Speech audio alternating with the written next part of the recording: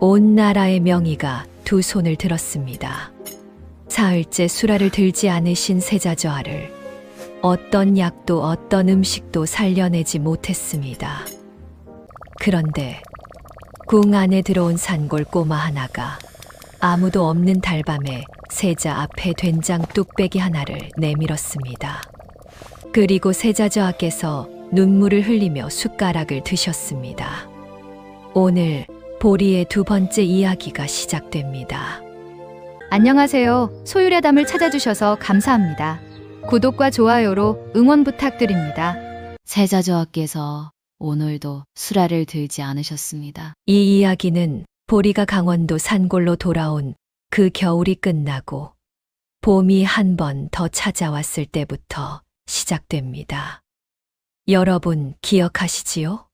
산골 꼬마 보리. 아버지 없이 자란 12살 나무꾼 아들, 손 떨리는 어머니를 살리러 한양까지 걸어 올라가 영의정, 이 대감의 끊어진 입맛을 된장 뚝배기 하나로 되살려냈던 그 아이. 대감의 은혜로 어머니 은수는 한양 최고 의원 최 선생의 보살핌을 받아 손떨림이 많이 잦아들었습니다. 보리가 대감께 받은 두마지기 밭에는 씨앗이 뿌려졌고 오두막 아궁이에는 불이 꺼지지 않았습니다. 그해 겨울 보리네 마을에서는 처음으로 아이들이 배를 골치 않았습니다. 그런데 봄이 막 물들기 시작한 어느 날 아침이었습니다. 마을 어귀에서 갑자기 말발굽 소리가 들렸습니다. 탁, 탁, 타닥, 탁. 산골 마을에 말이 들어오는 일은 거의 없었습니다. 마을 사람들이 하나둘 문을 빼꼼 열고 내다봤습니다. 말 위에 갑주를 입은 관원 둘이 서 있었고 그 뒤로 가마 하나가 따라왔습니다. 가마에는 붉은 비단 술이 달려 있었습니다. 마을 사람들이 술렁이기 시작했습니다. 저게 궁에서 온 가마 아닌가? 궁? 왜 궁에서 여기를 와? 관원이 말해서 내려 목청을 가다듬고 외쳤습니다. 이 마을에 보리라는 아이가 있느냐? 보리는 그 순간 밭두렁에서 흙을 고르고 있었습니다. 흙 묻은 손을 바지에 쓱 닦으며 고개를 들었습니다. 저요? 관원이 다가와 허리를 숙이며 말했습니다. 산골 꼬마 아이에게 갑주를 입은 관원이 허리를 숙였습니다. 마을 사람들이 입을 딱 벌렸습니다. 영의정, 이 대감마님의 명을 받들어 왔습니다. 보리 소녀는 지금 즉시 한양으로 오셔야 합니다. 보리가 눈을 깜빡였습니다. 저 한양이요? 예, 홍궁전에 부르심이 있으십니다. 동궁전. 왕세자가 거처하는 곳이었습니다. 보리는 가마에 오르기 전에 어머니에게 달려갔습니다. 은수는 툇마루에 앉아 바느질을 하고 있었습니다. 손이 예전보다는 훨씬 안정되어 있었지요. 어머니, 나 한양 다녀와야 할 것 같아요. 은수는 바느질을 멈추고 보리를 물끄러미 바라봤습니다. 또 이번엔 궁이래요. 긴 침묵이 흘렀습니다. 은수는 천천히 일어나 보리의 얼굴을 두 손으로 감쌌습니다. 아직도 가끔 떨리는 그 손이 보리의 뺨을 따뜻하게 덮었습니다. 무섭냐?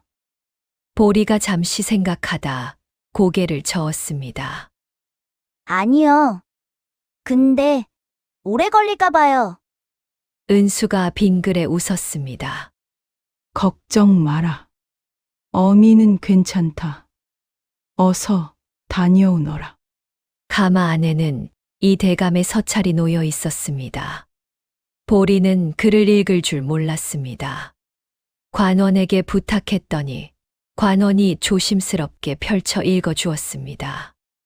보리에게 세자저하께서 석 달째 수라를 제대로 드시지 못하고 계신다. 마음의 병이라 하는데 어떤 약도 어떤 음식도 통하지 않는다. 내 염치 없이 너를 다시 부른다. 내 손이 아니라 내 눈과 마음을 빌리고 싶다.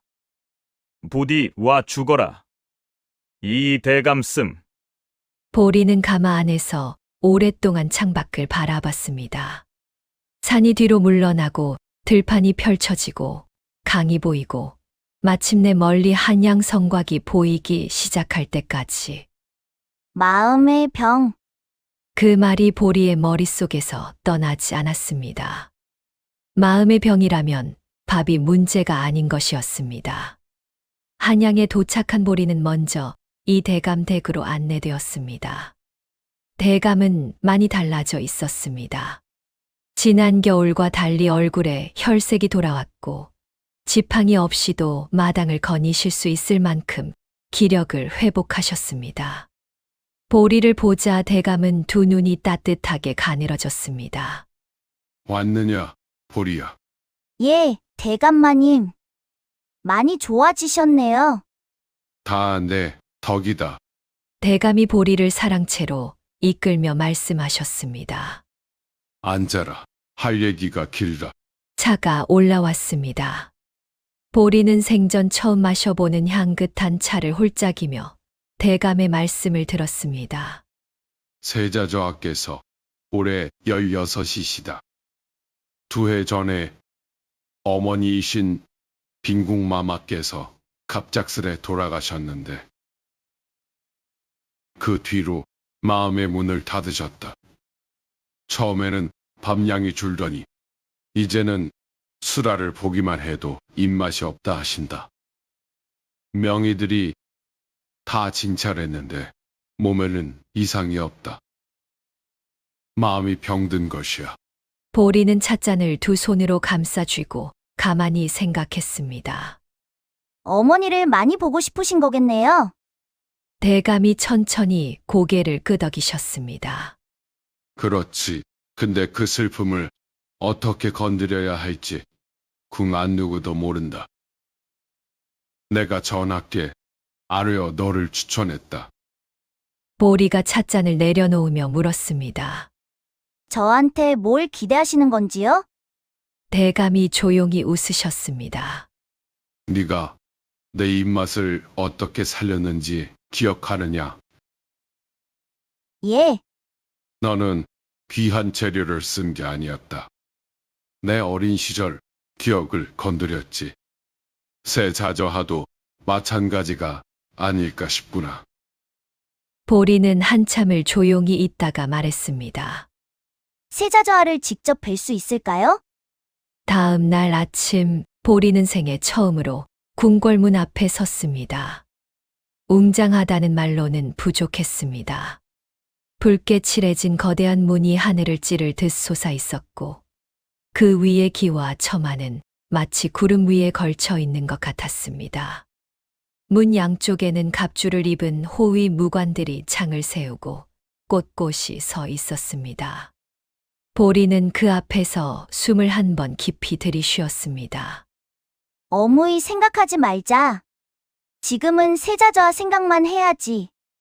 이 대감의 서찰을 가진 내관이 보리를 안으로 이끌었습니다.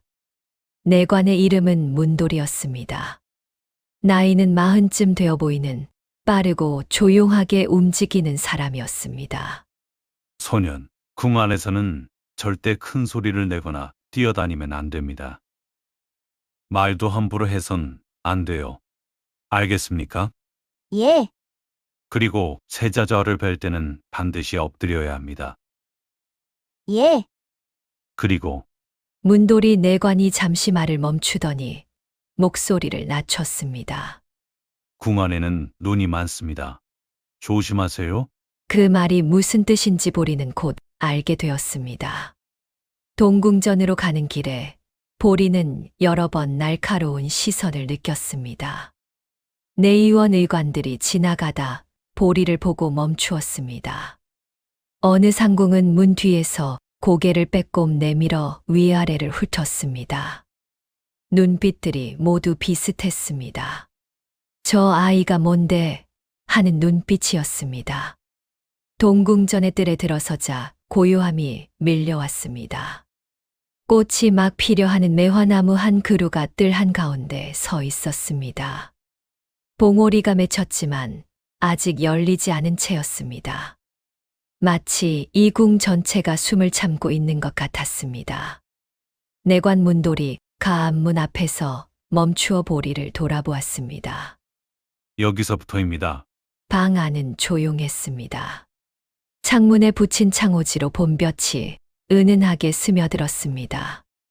보리는 문 앞에서 깊이 엎드렸습니다.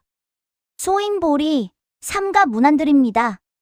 한참이 지나도 아무 소리가 없었습니다. 보리는 엎드린 채로 기다렸습니다. 마루나무 결이 코앞에 선명했습니다. 어딘가에서 새소리가 가늘게 들려왔습니다. 이윽고 낮고 지친 목소리가 들렸습니다. 고개를 들어보거라. 보리가 고개를 들었습니다. 세자는 창가 쪽 방석 위에 앉아 계셨습니다. 16의 나이라고 했지만 보리보다 불과 4살 위였습니다. 그러나 그 눈빛은 몇십 년은 된 무거움을 담고 있었습니다. 얼굴이 창백하고 뺨이 쑥 들어가 있었습니다.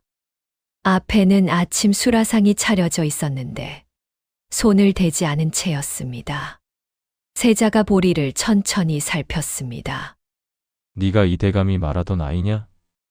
예, 저아, 강원도 산골에서 왔다 했지. 예, 세자가 아침 수라상을 지그시 내려다보다가 말했습니다. 입맛이 없다. 그냥 내려가거라. 보리는 움직이지 않았습니다. 내관 문돌이 뒤에서 보리의 등을 살짝 건드렸습니다. 나가야 한다는 신호였습니다. 그러나 보리는 그대로 앉아 세자를 바라봤습니다. 세자가 눈썹을 약간 찌푸렸습니다. 왜 가지 않느냐? 보리가 조용히 입을 열었습니다. 저아, 저도 어릴 때 밥을 못 먹은 적이 있었습니다요. 방 안이 고요해졌습니다. 세자가 보리를 다시 보았습니다. 그 눈에 미세한 변화가 생겼습니다. 그래서 아버지가 산에서 돌아가셨을 때요. 그때 사흘을 아무것도 못 먹었어요. 어무이가 밥을 떠두려도 목이 넘어가지 않더라고요. 세자의 손이 무릎 위에서 살짝 움켜쥐어졌습니다. 보리는 계속했습니다. 배가 안 고픈 게 아니었어요. 배는 고팠어요. 근데 먹으면 안 될 것 같은 느낌이 드는 거예요. 먹으면 그냥 살아버릴 것 같아서요. 긴 침묵이 흘렀습니다. 세자의 눈에 무언가가 흔들렸습니다. 그것은 눈물이 아니었습니다. 뭔가 훨씬 더 깊고 오래된 것이었습니다. 세자가 낮게 물었습니다. 그 뒤엔 어떻게 먹었느냐? 어무이가 된장찌개를 끓여줬어요. 말없이 그냥 앞에 놓아두고 가셨는데 보리가 잠시 멈췄습니다. 냄새가 나더라고요. 어릴 때부터 맡아 오던 그 냄새가요. 그게 어무이 냄새 같아서 그냥 한 숟가락 떴어요. 보리는 그렇게 말하고 조용히 입을 다물었습니다. 세자가 한참 창밖에 봉오리 맺힌 매화를 바라봤습니다. 마침내 세자가 작게 말했습니다. 돌아가거라. 오늘은 그만하자. 보리는 조용히 일어나 엎드려 절하고 나왔습니다. 그러나 나오는 보리의 눈은 이미 무언가를 결심하고 있었습니다. 보리가 내관 문돌이에게 부탁했습니다. 수라간을 한번 볼 수 있을까요? 문돌이 내관이 눈을 둥그렇게 떴습니다. 수라간을 왜요? 세자저하가 두시던 음식들을 좀 봐야 할 것 같아서요. 문돌이는 잠시 망설이다가 몰래 보리를 이끌었습니다. 궁중 수라간은 보리가 상상하던 것과는 차원이 달랐습니다. 대감댁 부엌도 넓다고 생각했는데 수라간은 그것의 10배는 되는 것 같았습니다. 나무로 된 선반마다 반짝이는 유기 그릇들이 줄줄이 놓여 있었고 각각의 아궁이 앞에는 전문 요리사들이 배치되어 있었습니다. 수라간 상공봉 상공이 보리를 보고 즉각 앞을 가로막았습니다. 여긴 민간인이 들어오는 곳이 아닙니다. 당장 나가세요. 봉상궁은 나이 50이 넘어 보이는 눈빛이 날카롭고 자세가 꼿꼿한 여인이었습니다. 동궁전 수라관을 30년 가까이 책임져 온 인물이었지요. 저 세자저하 드시는 음식들을 잠깐만 살펴봐도 될까요? 어림없는 소리. 이 아이가 어디서 왔다고. 문돌이 내관이 앞에 서서 봉상궁을 달랬습니다. 봉상궁마마. 이 아이는 영의정 이대 간마님께서 직접 추천하신 분입니다. 봉상궁의 눈썹이 꿈틀했습니다. 이 대감이요? 예, 그리고 전하께서도 알고 계십니다. 봉상궁은 보리를 위아래로 훑어보았습니다. 흙 묻은 집신, 기운 한복, 산골 아이, 티가 역력한 그 작은 몸을요. 코웃음을 치듯 말했습니다. 좋아요. 보여드리죠. 대체 뭘 알겠다고. 보리는 세자에게 올라간 최근 수라 목록을 살펴봤습니다. 산의 진미였습니다. 전복, 해삼, 홍합, 녹용을 넣은 탕, 인삼을 넣은 죽, 각종 궁중전과 구이들. 보리는 하나하나 코에 가져다 냄새를 맡았습니다. 킁킁, 킁. 봉상궁이 눈살을 찌푸렸습니다. 저것이 지금 뭐 하는 짓이야? 보리가 한참 냄새를 맡다가 고개를 들었습니다. 상궁마마, 한 가지 여쭤봐도 될까요? 뭐요?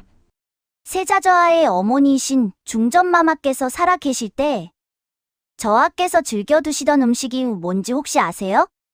봉상궁의 얼굴이 굳어졌습니다.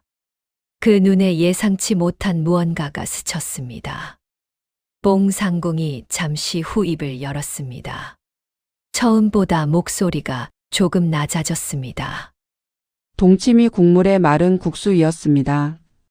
어머니이신 중전마마가 직접 만들어 주셨나요?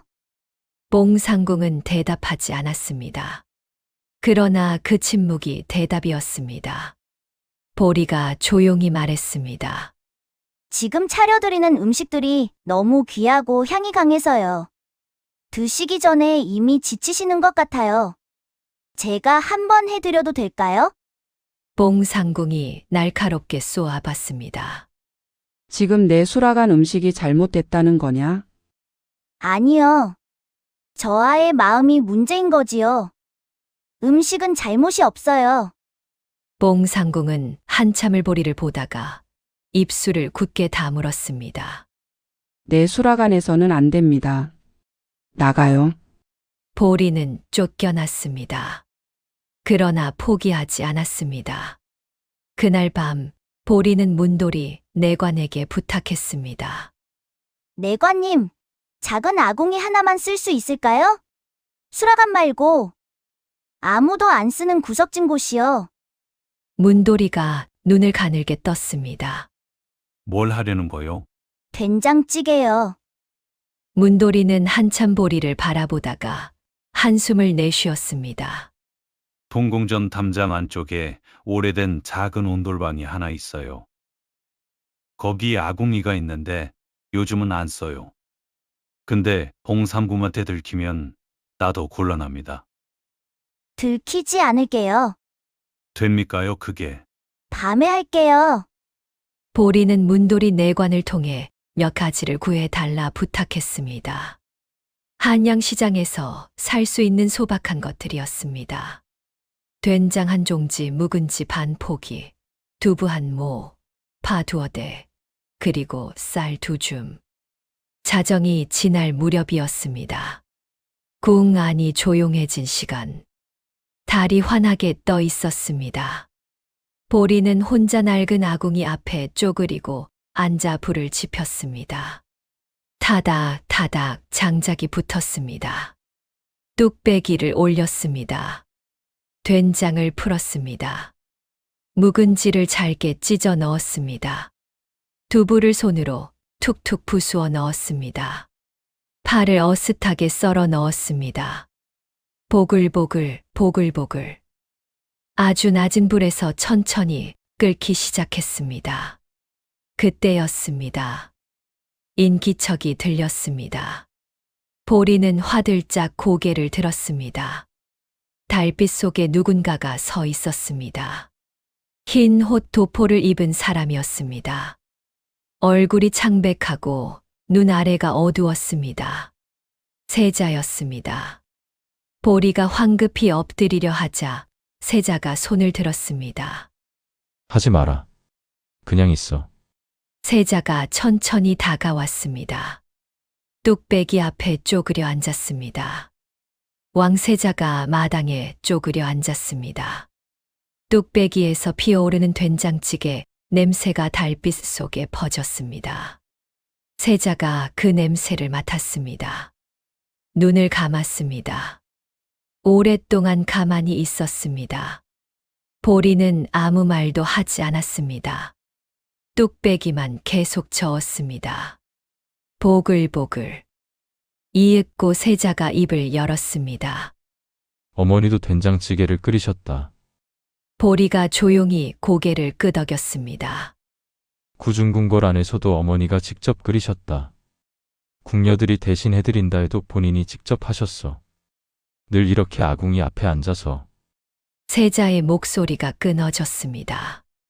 보리가 숟가락을 세자 쪽으로 밀었습니다.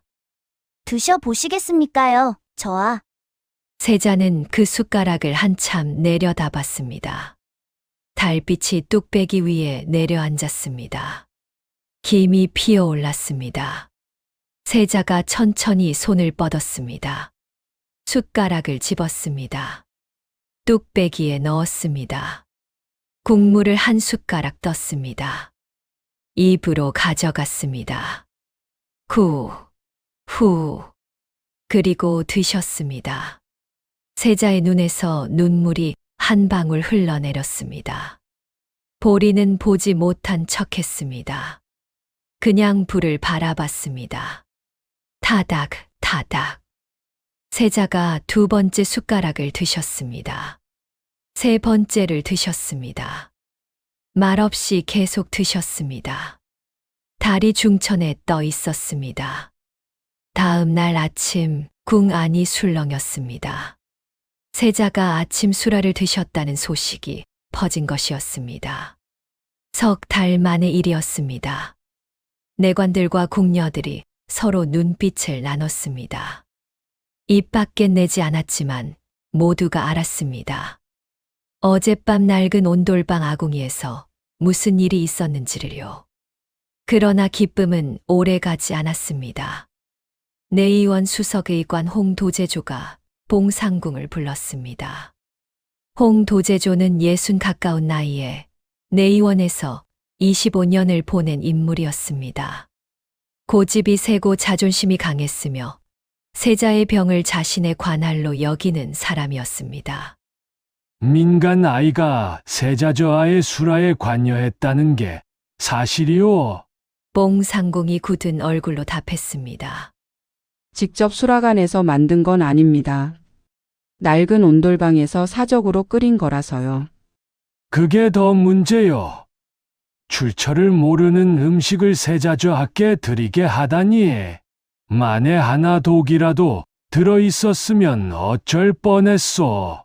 홍도제조는 즉각 전하께 상소를 올렸습니다. 내용은 이랬습니다. 민간 출신의 신원불명 아이가 왕실 세자에게 임의로 음식을 제공한 것은 궁궐법도에 위배되며 세자의 안전을 위협하는 행위다. 즉각 추방해야 한다. 왕은 상소를 읽으셨습니다. 그리고 즉각 보리를 편전으로 소환하셨습니다. 보리가 편전 마루 앞에 엎드렸을 때 홍도제조가 옆에 서서 날카롭게 쏘아붙였습니다. 이 아이, 내가 세자저하께 어젯밤 음식을 드렸느냐? 예, 그 음식의 재료를 어디서 구했느냐? 시장에서 구해달라 부탁했습니다. 시장에서. 궁궐 음식을 시장 재료로 만들어 낭세자께 드려? 이것이 얼마나 무엄한 짓인지 알기나 하느냐? 보리는 엎드린 채 말했습니다. 저하께서 두셨습니다. 뭐라? 석 달 만에 두셨다 들었습니다. 독이 들었다면 드시지 않으셨겠지요. 홍 도제조의 얼굴이 불그락푸르락 했습니다. 이놈이 감히 왕이 손을 들어 홍 도제조를 멈추셨습니다. 그리고 조용히 보리에게 물으셨습니다. 고개를 들어보거라. 보리가 고개를 들었습니다. 생애 처음으로 임금님을 직접 마주했습니다. 용안이라 하는 그 얼굴은 보리가 상상하던 것과 달리 그냥 사람의 얼굴이었습니다. 다만 눈이 깊었습니다. 왕이 물으셨습니다. 세자가 어떻게 먹게 되었느냐? 보리는 그날 밤 있었던 일을 그대로 아뢰었습니다. 달빛 아래 뚝배기를 끓인 것, 세자가 스스로 찾아오신 것, 어머니 이야기를 하신 것, 그리고 조용히 드신 것을. 편전이 조용해졌습니다. 왕이 한참 아무 말씀이 없으셨습니다. 그리고 마침내 입을 여셨습니다. 세자가 밥을 먹었다. 그것은 질문이 아니었습니다. 혼잣말 같은 것이었습니다. 그러나 홍 도제조가 다시 앞으로 나섰습니다. 전하, 한 번의 우연으로 이 아이를 궁 안에 더 두어서는 아니 됩니다. 법도가 무너집니다. 왕이 홍 도제조를 보셨습니다. 그리고 보리를 보셨습니다. 보리, 너는 앞으로도 세자를 도울 수 있겠느냐? 보리가 엎드려 대답했습니다. 저하의 마음이 완전히 열릴 때까지는 조금 더 있어야 할 것 같습니다요. 왕이 홍 도제조를 향해 말씀하셨습니다. 이 아이는 내 허락으로 동궁전에 머문다. 이의가 있으면 과인에게 직접 상소하라. 홍 도제조가 굳은 얼굴로 물러났습니다. 그러나 그 눈빛에는 아직 꺼지지 않은 불씨가 있었습니다. 사흘 후였습니다. 보리가 저녁 뚝배기를 준비하고 있을 때 문돌이 내관이 급하게 찾아왔습니다. 보리 소년, 잠깐 나와 보세요. 문돌이의 표정이 심상치 않았습니다. 둘만 있는 자리에서 문돌이가 낮게 말했습니다. 오늘 저하께 올라갈 야식차에 뭔가 이상한 게 들어갔다는 제보가 들어왔어요. 주방나인 하나가 제게 귓속말로 알려줬는데 홍 도제조 쪽 사람이 야식차를 준비하는 나인에게 따로 뭔가를 건넸다고 합니다. 보리의 눈이 진지해졌습니다. 독입니까? 그건 모르겠어요. 근데 이상한 약재를 섞었다는 거예요. 보리가 생각했습니다. 직접 고발하면 증거가 없었습니다. 홍 도제조는 궁 안에서 25년을 보낸 사람이었습니다. 보리가 아무리 말해도 산골 꼬마의 말을 믿어줄 사람이 많지 않았습니다. 그렇다고 가만히 있을 수는 없었습니다. 세자에게 무슨 일이 생기면 모든 것이 끝이었습니다. 보리가 문돌이에게 말했습니다. 내관님, 제가 오늘 저하께 직접 차를 올려도 되겠습니까? 어떡해요? 봉상궁이 절대 못 들어오게 할 텐데. 다른 방법으로요. 보리는 먼저 문돌이를 통해 야식 차가 올라가는 경로를 파악했습니다. 나인이 차를 들고 동궁전 복도를 지나 세자 처소 앞까지 가는 길이었습니다. 그 복도의 중간쯤에 작은 연결 통로가 있었습니다. 보리는 그날 저녁 자신이 준비한 뚝배기와 차를 들고 그 통로 옆에서 기다렸습니다. 나인이 다가오는 발소리가 들렸습니다. 타박, 타박. 보리가 조용히 통로에서 나와 나인 앞에 섰습니다. 나인이 화들짝 놀랐습니다. 어머. 보리가 낮게 말했습니다. 그 차 잠깐 제가 맡아볼게요. 뭐? 뭔 소리예요? 냄새만 맡을게요. 이상하지 않으면 바로 돌려드릴게요. 나인이 당황하며 차 쟁반을 몸 뒤로 숨겼습니다. 보리가 조용히 말했습니다. 아가씨가 건네받은 것 차에 넣었지요? 나인의 얼굴이 새하얘졌습니다. 보리는 강요하지 않았습니다. 화내지 않았습니다. 그냥 조용히 말했습니다. 저도 압니다. 아가씨도 무서우셨겠지요. 어찌 거절하겠어요. 근데 세자저하가 두시면 안 돼요. 그냥 차를 제 것과 바꿔주세요. 아가씨가 건네받은 그 차는 제가 내관님께 드릴게요. 아가씨는 모르는 일이 되는 겁니다. 나인이 오랫동안 보리를 바라봤습니다. 그 눈에 눈물이 고였습니다. 이러다 제가 죽을 수도 있어요. 저도 알아요. 그래서 아가씨 이름은 절대 안 밝힐게요. 나인이 떨리는 손으로 차 쟁반을 보리에게 건넸습니다. 보리는 그 차를 문도리에게 건네며 말했습니다. 내관님, 이걸 전하께 올리는 게 맞는지 내관님이 판단해 주세요. 저한테는 결정할 권한이 없으니까요.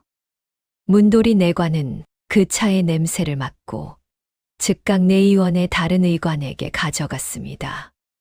그리고 의관은 고개를 끄덕였습니다. 강한 신경이완 약재입니다. 당장 위험하진 않지만 계속 마시면 기력이 급격히 빠지는 종류예요. 그것으로 충분했습니다. 홍 도제조는 사흘 후 내의원에서 물러났습니다. 보리의 이름은 한 번도 거론되지 않았습니다. 어디선가 새어나간 정보가 왕의 귀에 들어갔고 왕이 직접 조사를 명하셨습니다. 홍 도제조 쪽 신복의관이 결국 털어놓고 말았습니다. 왕은 노하셨습니다. 그러나 보리는 그 자리에 없었습니다. 그 시간에 세자와 나란히 앉아 저녁 뚝배기를 끓이고 있었습니다. 세자와 보리가 나란히 앉아 된장찌개를 먹기 시작한 것은 어느새 닷새째였습니다. 매일 밤달이 뜨면 세자가 스스로 낡은 온돌방으로 왔습니다. 처음에는 아무 말 없이 앉아서 먹기만 하셨습니다. 그러다 둘째 날부터 조금씩 말씀을 하셨습니다. 어머니는 항상 저한테 밥 먹을 때 이런저런 이야기를 하셨다. 오늘 뜰에서 본 꽃, 후원에서 핀 꽃 이야기. 셋째 날에는 웃으셨습니다. 아주 작게, 잠깐이었지만 보리가 어머니 은수한테서 처음 된장찌개 끓이는 법을 배우던 날 실수로 된장을 한꺼번에 다 쏟아서 너무 짜게 됐다는 이야기를 했을 때였습니다. 그 웃음이 얼마나 소중한지 보리는 알았습니다. 닷새째 밤이었습니다. 뚝배기가 끓는 소리를 들으며 세자가 말씀하셨습니다. 보리야, 예, 저아. 너는 어머니가 그립지 않느냐? 보리가 뚝배기를 젓다가 멈췄습니다. 그립죠. 왜이려? 그래도 이렇게 잘 있지 않느냐? 그립다고 못 살진 않더라고요. 보리가 말했습니다. 그리운 게 있다는 건 좋은 거라고 어무이가 그랬어요. 그걸 품고 사는 거라고요. 세자가 그 말을 듣고 오랫동안 불꽃을 바라봤습니다. 타닥, 타닥. 그러다 세자가 갑자기 말씀하셨습니다. 나도 사실 한 가지가 있다. 보리가 조용히 기다렸습니다. 어머니가 돌아가시기 전날 밤 나는 어머니 처소 앞까지 갔었다. 근데 들어가지 못했다. 보리가 뚝배기에서 눈을 들었습니다. 상궁이 막았어. 빈궁마마께서 많이 편찮으시니 저하께선 내일 배옵소서 하고 나는 그냥 돌아왔다. 세자의 목소리가 떨렸습니다. 그 다음 날 새벽에 부음이 왔다. 마지막 밤을 나는 그냥 돌아왔다. 보리는 조용히 있었습니다. 세자가 조용히 말씀하셨습니다. 그래서 밥을 먹으면 안 될 것 같았다. 내가 살아있으면 안 될 것 같았다. 보리는 뚝배기를 불에서 내렸습니다. 그리고 세자를 바라봤습니다. 망설임 없이. 저아, 응, 저도요. 세자가 고개를 들었습니다. 보리가 말했습니다. 아버지가 산에서 돌아가셨을 때, 저도 그 아침에 아버지한테 보따리 싸줬어요. 새벽에 일찍 가신다고. 근데 저는 다시 이불 속에 들어가서 자버렸어요. 마지막 인사를 못 드렸어요. 세자가 보리를 바라봤습니다.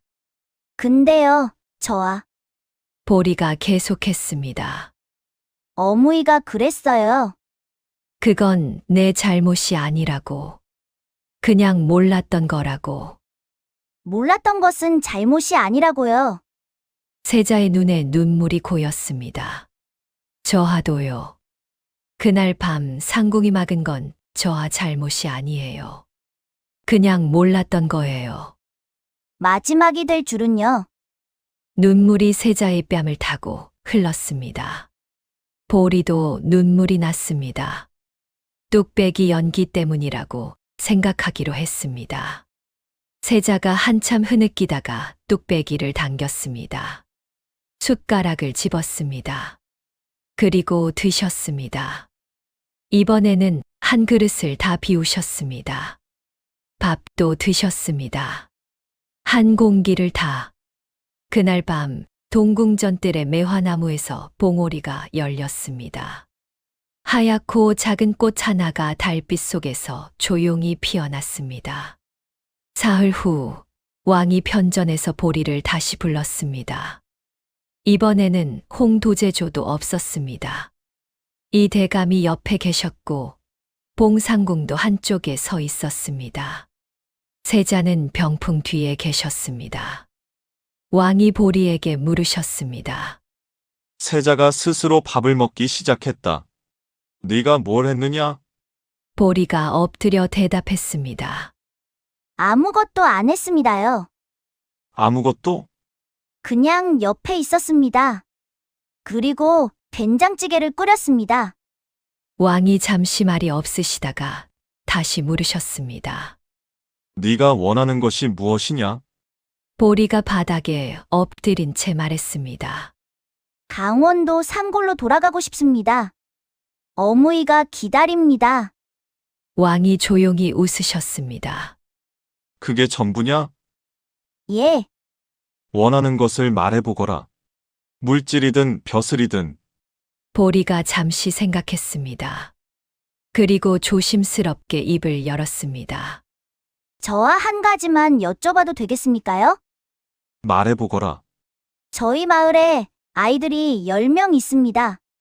서당에 가고 싶어도 못 가는 아이들이요. 제가 이 대감마님께 받은 돈으로 잠깐 서당 비용을 댔는데 이제 곧 돈이 떨어집니다. 저한테 상을 주신다면 그 아이들이 글을 배울 수 있게 서당 비용을 지원해 주시면 좋겠습니다. 편전이 고요해졌습니다. 이 대감이 눈물을 닦으셨습니다. 봉상궁도 고개를 숙였습니다. 왕이 말씀하셨습니다. 과인이 내게 빚을 졌구나. 아닙니다요, 전하. 저하께서 어머니 품에서 된장찌개 냄새를 맡으셨을 뿐입니다. 왕이 천천히 일어나시더니 보리에게 다가오셨습니다. 그리고 보리의 머리 위에 손을 얹으셨습니다. 서당 비용은 내 내탕금에서 매년 지원하겠다.